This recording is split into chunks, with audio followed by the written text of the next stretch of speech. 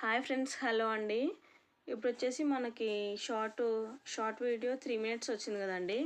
30 minutes వీడియోని 3 మినిట్స్లో చూపించాలంటే ఎంత ఫాస్ట్లో చూపించాలంటే అంత ఫాస్ట్ అండి.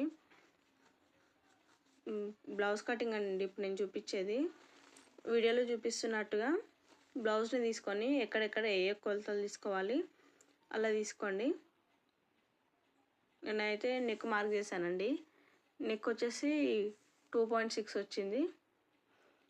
షోల్డర్ ఇంకా నెక్ ఎంత వచ్చిందో అంత కింద మార్క్ చేసేసుకొని సైడ్ దగ్గర ఇలా మార్క్ చేసేసుకుంటే పైన మనకి ఆర్మ్ లూజ్ ఇది వచ్చేస్తుందండి.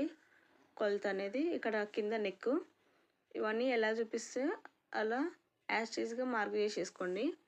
బ్లౌజ్ తీసుకొని ఎలా చూపిస్తున్నానో అలా చేసేసుకుంటే క్లియర్గా ఉంటుంది. ఇలా తర్వాత నెక్ కొలిచేసుకుంటే కరెక్ట్ వచ్చిందండి. చూడండి, ఇప్పుడు వచ్చేసి కొలుచుకున్నానండి నేను చంక. ఇప్పుడు వచ్చేసి కట్ చేసుకుందామండి. చాలా ఫాస్ట్గా చూపించాల్సి వస్తుంది కదా.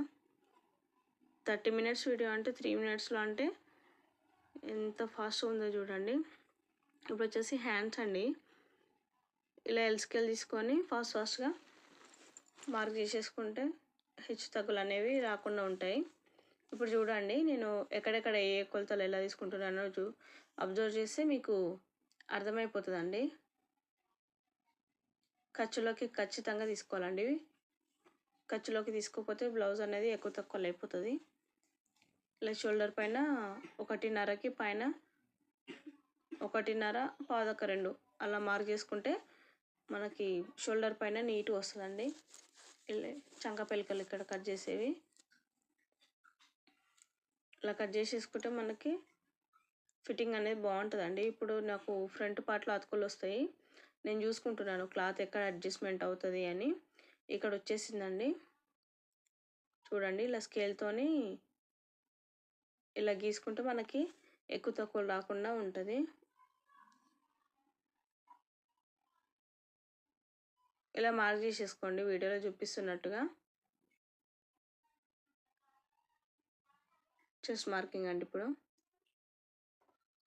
ఇప్పుడు వచ్చేసి నెక్